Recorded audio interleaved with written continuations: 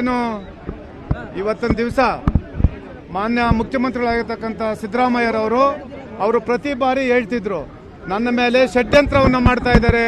BJP ಮತ್ತೆ JDS ಪಕ್ಷದವರು ಷಡ್ಯಂತ್ರವನ್ನು ಮಾಡ್ತಾ ಇದ್ದಾರೆ. ಇವರು ಬರೀ ರಾಜಕೀಯ ದುರುದ್ದೇಶದಿಂದ ಬೆಂಗಳೂರಿನಿಂದ ಮೈಸೂರು ತನಕ ಪಾದಯಾತ್ರೆ ಮಾಡಿದ್ರು ಅಂತೇಳಿ ಅವರು ಪದೇ ಪದೇ ಹೇಳ್ತಾ ಇದ್ರು. ಆದರೆ ಏನು ಈ ಒಂದು ಪಕ್ಷಗಳು ಸೇರ್ಕೊಂಡು ಗವರ್ನರ್ನ ಬಳಸ್ಕೊಂಡು ನಮ್ಮ ಮೇಲೆ ಷಡ್ಯಂತ್ರ ಮಾಡ್ತಾ ಇದ್ದಾರೆ ಅಂತೇನು ಹೇಳ್ತಾ ಇದ್ರು. ಆದರೆ ಇವತ್ತು ನ್ಯಾಯಾಲಯ ಮಾನ್ಯ ಉಚ್ಚ ನ್ಯಾಯಾಲಯ ಇವತ್ತು ಹೇಳಿದೆ, ಇವತ್ತೇನು ಸಿದ್ದರಾಮಯ್ಯನವರು ಇವತ್ತೇನು ಈ ಅಕ್ರಮದಲ್ಲಿ ಭಾಗಿಯಾಗಿದ್ದಾರೆ, ಮೂಢ ಹಗರಣದಲ್ಲಿ ಏನು ಭಾಗಿಯಾಗಿದ್ದಾರೆ, ಅದು ಅವರು ತಪ್ಪು ಎಸಗಿದ್ದಾರೆ ಅಂತೇಳಿ ನ್ಯಾಯಾಲಯ ಇವತ್ತು ಅವರ ವಿರುದ್ಧವಾಗಿ ತೀರ್ಪನ್ನು ಕೊಟ್ಟಿದ್ದಾರೆ. ಪದೇ ಪದೇ ಹೇಳ್ತಾ ಇದ್ರು. ಹಿಂದೆ ಮಾನ್ಯ ಯಡಿಯೂರಪ್ಪನವ್ರ ಬಗ್ಗೆ ಬಹಳ ಜನ ತಮ್ಮ ಮಾಧ್ಯಮದಲ್ಲಿ ನಿನ್ನೆಯಿಂದ ನೋಡ್ತಾ ಇದ್ದೀವಿ. ಯಡಿಯೂರಪ್ಪನವ್ರ ಬಗ್ಗೆ ಬೇರೆ ನಮ್ಮ ನಾಯಕರ ಬಗ್ಗೆ ಮಾನ್ಯ ಮುಖ್ಯಮಂತ್ರಿಗಳು ಹೇಳ್ತಾ ಇದ್ರು, ನೈತಿಕತೆ ಎಲ್ಲಿದೆ ನಿಮಗೆ ಅಂತೇಳಿ. ಸ್ವಾಮಿ ಆಯಿತು, JDSನವ್ರಿಗೆ ಭಾರತೀಯ ಜನತಾ ಪಾರ್ಟಿಯವ್ರಿಗೆ ನೈತಿಕತೆ ಇಲ್ಲ, ಆದರೆ ಇವತ್ತು ನಿಮಗೆ ನೈತಿಕತೆ ಇದೆಯಲ್ವಾ? ಇವತ್ತು ನೀವು ತಪ್ಪು ಎಸಗಿರ್ತಕ್ಕಂಥದ್ದು, ಇವತ್ತು ನೀವು ಅಕ್ರಮ ಎಸಗಿರ್ತಕ್ಕಂಥದ್ದು ಜಗಜ್ಜಾಹೀರಾಗಿದೆ ಅಲ್ವಾ? ಹಾಗಾಗಿ ದಯಮಾಡಿ ಇವತ್ತು ನಿಮ್ಮ ನೈತಿಕತೆಯಿಂದ ನೀವು ರಾಜೀನಾಮೆಯನ್ನು ಕೊಟ್ಟು ಇವತ್ತು ನೀವು ನೈತಿಕತೆಯನ್ನು ಉಳಿಸ್ಕೊಳ್ಳಿ ಅಂತೇಳಿ ನಾವು JDS ಪಕ್ಷದಿಂದ ನಾವು ಇವತ್ತು ಆಗ್ರಹ ಮಾಡ್ತಾ ಇದ್ದೀರಿ. ಆದರೆ ಇವತ್ತೇನು ರಾಜ್ಯ ಸರ್ಕಾರ ಬಂಡತನವನ್ನು ಪ್ರದರ್ಶನ ಮಾಡ್ತಾ ಇದೆ. ನಿನ್ನೆ ನೋಡಿದ್ರೆ ನಾವು ಏನು ಉಚ್ಚ ನ್ಯಾಯಾಲಯ ನಿನ್ನೆ ತೀರ್ಪನ್ನು ಕೊಟ್ಟರು. ತೀರ್ಪನ್ನು ಕೊಟ್ಟ ನಂತರ ಮಾನ್ಯ ಮುಖ್ಯಮಂತ್ರಿಗಳು ಪತ್ರಿಕಾಗೋಷ್ಠಿ ನಡೆಸಿ ಹೇಳ್ತಾ ಇದ್ರು, ಇದು ಏನು ಇವತ್ತು ರಾಜಭವನದ ಮತ್ತೆ ಅದನ್ನೇ ಹೇಳ್ತಾ ಇದ್ದಾರೆ, ರಾಜಭವನದ ಒಂದು ಏನು ದುರುಪಯೋಗ ಅಂತೇಳಿ. ಆಮೇಲೆ ಇನ್ನೊಂದು ಮಾತನ್ನು ಹೇಳ್ತಾ ಇದ್ದಾರೆ, ಕುಮಾರಸ್ವಾಮಿ ಅವರು ರಾಜೀನಾಮೆ ಕೊಟ್ಟಿದ್ದಾರೆ ಅಂತೇಳಿ. ಸ್ವಾಮಿ ಆಯಿತು, ಬೇರೆ ಪಕ್ಷದವರು ನೈತಿಕತೆ ಇಲ್ಲ, ಅವ್ರು ರಾಜೀನಾಮೆ ಕೊಟ್ಟಿಲ್ಲ. ನೀವು ಏನು ಈ ರಾಜ್ಯದಲ್ಲಿ ಹಿಂದೆ ಒಂದು 5 ಬಾರಿ ಹಿಂದೆ ನೀವು ಒಂದು 5 ವರ್ಷ ಮುಖ್ಯಮಂತ್ರಿ ಕೆಲಸವನ್ನು ನಿರ್ವಹಿಸಿದ್ದೀರಿ. ಈಗ ನೀವು ಸುಮಾರು 1.5 ವರ್ಷದಿಂದ ಏನು ರಾಜ್ಯದ ಮುಖ್ಯಮಂತ್ರಿಯಾಗಿ ಏನು ಕಾರ್ಯವನ್ನು ನಿರ್ವಹಿಸ್ತಾ ಇದ್ದೀರಿ.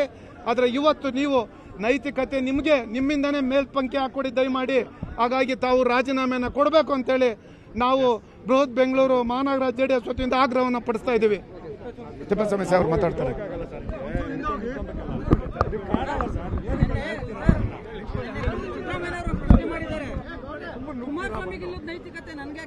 ಹೇಳೋಣ ಸರ್, ಇವತ್ತು ಏನು ನಾವು ಜನತಾದಳ ಜಾತ್ಯತೀತ ಪಕ್ಷದ ವತಿಯಿಂದ ಏನು ಪ್ರತಿಭಟನೆಯನ್ನು ಮಾಡ್ತಾ ಇದ್ದೇವೆ.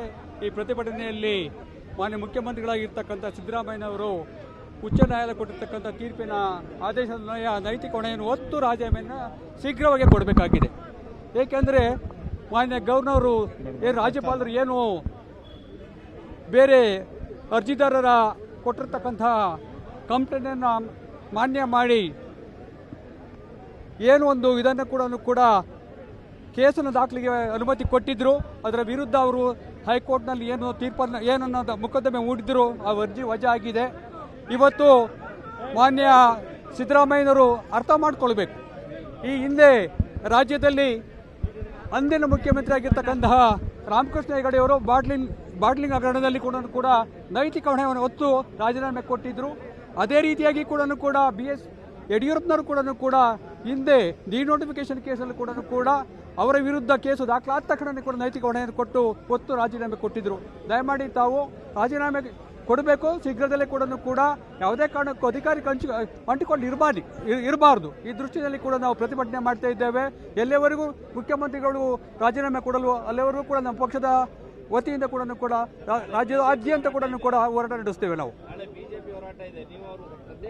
ಪ್ರಚಾರ ಮಾಡ್ತಿದ್ದೇವೆ, ನೋಡೋಣ ಮುಂದಿನ ದಿನಗಳಲ್ಲಿ ಯಾವ ರೀತಿ ಹೋಗಬೇಕು ಅಂತ ನಮ್ಮ ಮುಖಂಡರು ವರಿಷ್ಠರು ಕೂಡ ತೀರ್ಮಾನ ಮಾಡ್ತಾರೆ. ಇಲ್ಲ, ನಿನ್ನೆನೂ ಸಹ ಅವರು ಭಾರತೀಯ ಜನತಾ ಪಾರ್ಟಿಯವರು ಮಾಡಿದ್ರು, ನಮಗೂ ಸಹ ಕರೆಯನ್ನು ಮಾಡಿದ್ರು. ಆದರೆ ಅವರು ಲೇಟಾಗಿ ಮಾಡಿದ್ರು. ಹಾಗಾಗಿ ನಾವು ಬರಲಿಕ್ಕೆ ಲೇಟ್ ಆಯಿತು ಅಂತ ಹೇಳಿದ್ವಿ. ಇವತ್ತು ಸಹ ಅವ್ರು ಭಾರತೀಯ ಜನತಾ ಪಾರ್ಟಿಯವರು ಕರೆಯನ್ನು ಮಾಡಿದ್ರು, ನೀವು ಒಟ್ಟಾಗಿ ಸೇರಿ ಮಾಡೋಣ ಬನ್ನಿ ಅಂತೇಳಿ.